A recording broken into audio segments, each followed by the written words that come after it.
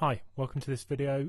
In this we are going to be looking at creating some more extreme tones than you can get from most subtractive synthesizers. I refer to it as short cycle sampling, and what we're going to be doing is to take a short cycle from a song which has got plenty of frequencies in it, and then using that as the basis for effectively subtractive synthesis using short circuit as our sampler. So let's get started. First thing we're going to do is add an instrument track and put in our old friend, hopefully your old friend soon as well, Short Circuit.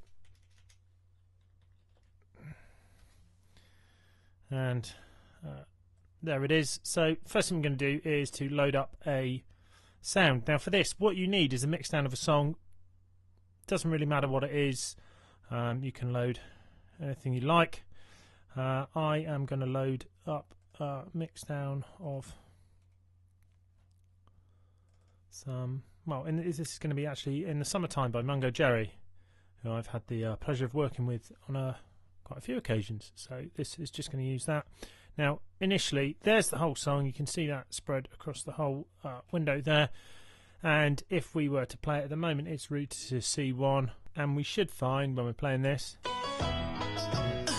we get the whole song, okay, which obviously isn't what we're looking for at the moment. So what we're going to do is we're going to pick a particular part of this we think looks quite promising and loud and use that as our waveform. So I'm going to pick this bit here, just about a quarter of the way into the song. Looks like there's plenty of level there, so I'm going to do that by, if I right click I can do set zone start, and I can right click again and do set zone end. So you can see then we would just get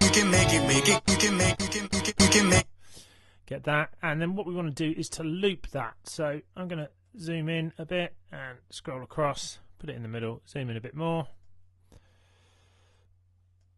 and we can see we've got way too much here. What we're actually looking for is a single sample, so I'm just going to move that like that, and then that might be a reasonable starting point. Now what we want to do is to loop that once we zoom in a bit more. So you click on forward, which is the play mode, and then we are going to put it into forward loop. You notice that it goes blue, and that's because we've got our loop handles enabled.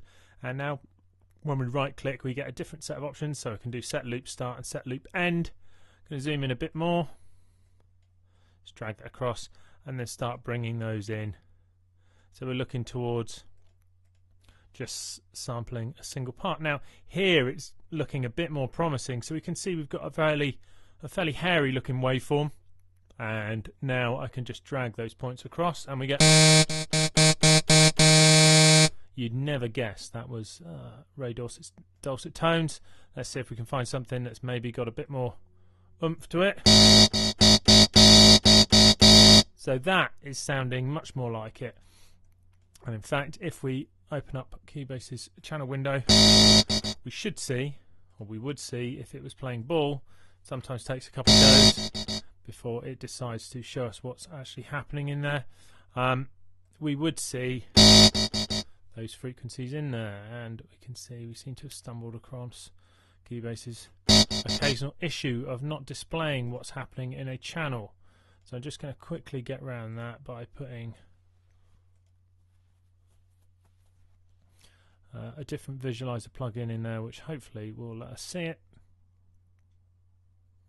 And there we go. So just for time here, so we can see we've got a really broad range of frequencies. Pretty much everything is covered, some more than others, but we've got lots we can work with there. Okay, so we've got lots to play with. So that's the first part of our little setup, and you can alter those handles a bit just to get it so it's straight in, and we can see now Cubase is waking up. So got a bit of a drop around the sort of 2.5K mark, but most of it's looking pretty promising. So what we're going to do now is spread this across the keyboard because we want it to be playable. Easily done with this. So as ever, we could do it by clicking and dragging, or we can just press the keys in question. So the low key is already set to the low key of my keyboard. The high key I'm going to set by clicking the L here and then pressing the highest key, and then the root key. At the moment I'm going to stick it on C3 just to get it somewhere in the middle of the keyboard. So you can hear it doesn't work too well at low range, but might be sounding a bit familiar, that kind of thing now.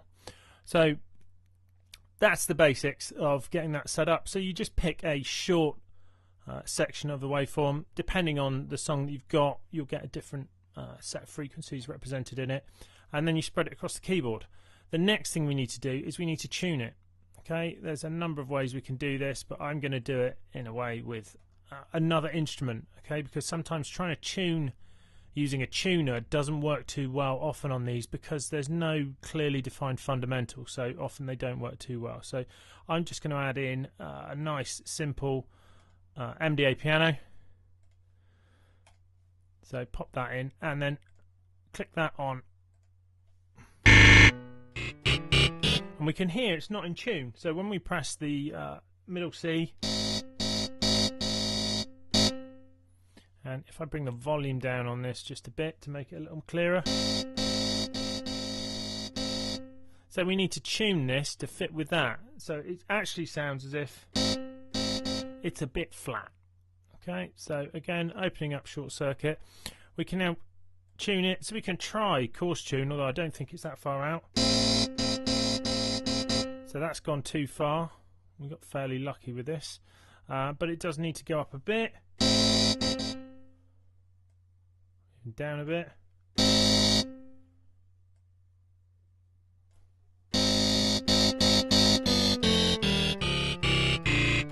So in terms of the actual, we've got an interval there now, so it doesn't sound hideously out of tune, but now we need to tune the fine tune.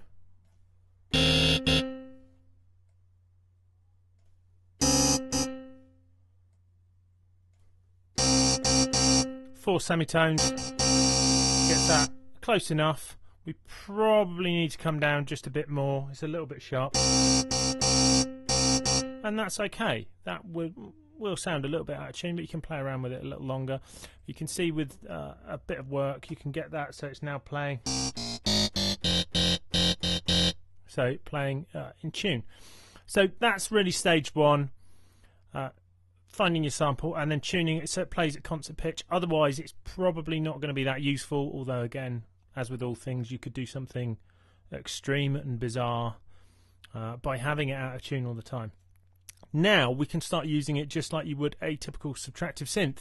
So we've got 2 filters in this case, as well as an amp with an envelope generator on it. So let's just try putting a low pass. So we've got this low pass 2 filter on here. Now if you've not used these kind of things on short circuit, when you change frequency, it actually shows you a frequency response chart. So as we drag the cutoff down, we can see what its effect will be. So if I keep doing that and then play the note as we're doing it, you will hear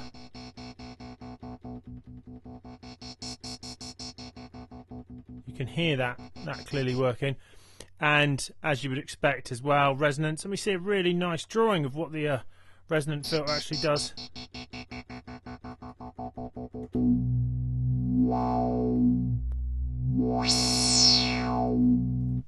Working really clearly there. Okay, now if you've used something like the CM101, etc., and most subtractive synths, you'll be used to having a dedicated ADSR for the filters. That is not the case with short circuit, but you do have a second envelope generator, in this case EG2, which you can route to it. It's fairly straightforward to do. You do all the routing in the modulation routing section here. So the left hand column is your source, so this is the signal which you want to send somewhere. The right hand column is the destination, so that's the thing that's going to be affected by the thing in the left hand column, and then in the middle is the amount. So we want to send EG2 to filter 1 cutoff. So in the first row we're going to click that and then find EG2, which is envelope generator 2, and then in the third column we want to find filter 1 cutoff, which is F1 for filter 1 and then cutoff. So that's one of the 2 parameters there, and then we can pick how many octaves it's going to apply to this. So this takes a bit of getting used to. We're just going to put in 4 for the moment. Once my keyboard starts working, we're going to put in 4. There we go. Okay, and you can instantly hear that. So that takes a quarter of a second to open up. and it's got a decay time of 1/4 of a second, but at the moment the sustain is 100, so we won't hear it close up again. So if I pop that back down to 0, we'll hear it open and close. Okay, so you can do all of your standard subtractive synth programming with this kind of thing, but it's more flexible than many subtractive synths you get. Normally you can only automate the cutoff with the ADSR, but here we can also make, say, the resonance go. So if you wanted the resonance to be affected as well, in this case we'll use EG2, we could just pick EG2 again here, and then in the right hand column we'll pick F1 resonance. Okay, and it will say %, so let's just add in a few %. So that makes it even more resonant. Now if we wanted to make that a more extreme effect, we can't go above 100% on the resonance, but what we can do is we can bring the base value down here and then add more in here.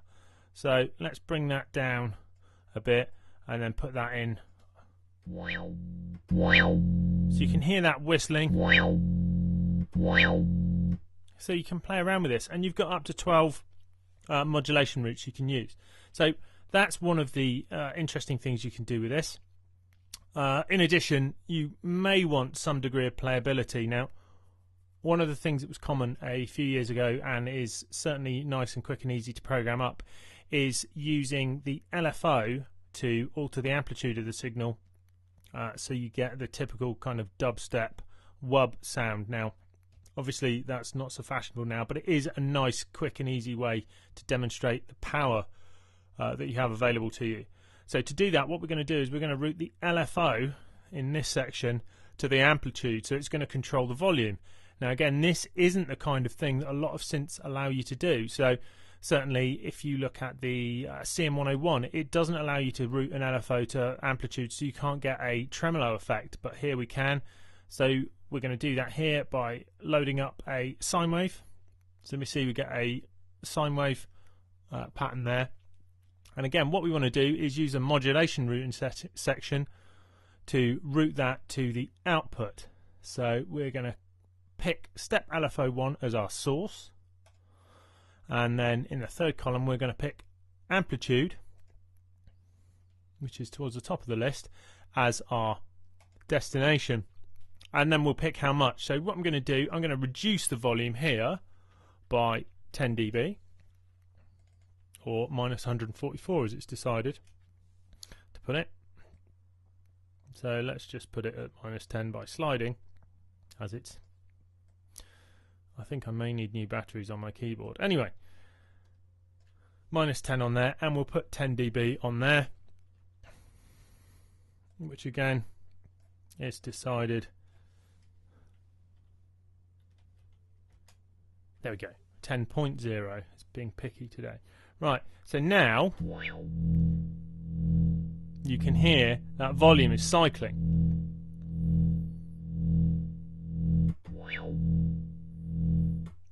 And we may want this to be a performance. So again, while this may not be a sound you're after, this is a good way to demonstrate that you can have real-time control over the sound. Now what we want is to change the speed of step LFO1, and again we can do that, and I'm going to use the modulation control on my keyboard. Now handily, the mod wheel is a easily findable source for modulation here, and then the destination will be step LFO1 rate, which is at the top of the list here, and we can pick a suitable value. So I'm going to pick 4 octaves, and now if I play a note, if I put the mod wheel up, we can hear we're getting changes in the volume there. And what we might want, again, something else being controlled, we can pick the mod wheel, because you can have the same source, as we've seen here, the same source can control more than one thing. And we'll have it so as the mod wheel is pushed up, the filter is going to open up. Okay, so the cutoff is going to go up. So we will send that to F1 cutoff as well. And let's make that by 4 octaves.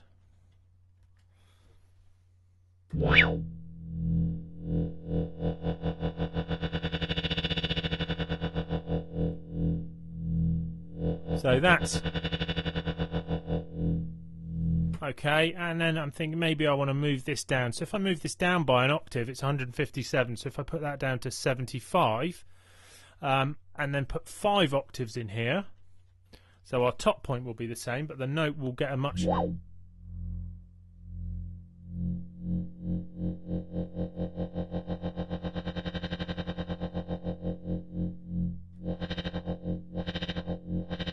So you can see that with short circuit it's quite quick to program up interesting sounds that then you can use MIDI programming or automation, as we'll see in a future video, to control the parameters here. But at the moment I've just got it recorded on Mod Wheel, so if I wanted to record that, it would simply be a case of recording as normal in Cubase and then manipulating the Mod Wheel as you go. You've generated MIDI data that can then be edited as you would wish. So let's just record from the beginning.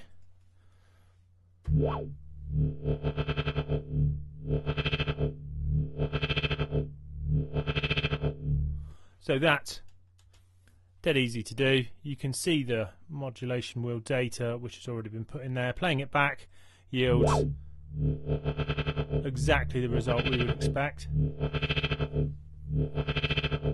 And it can easily be edited by changing in the controller lane to show that there, and we can edit that in the normal way.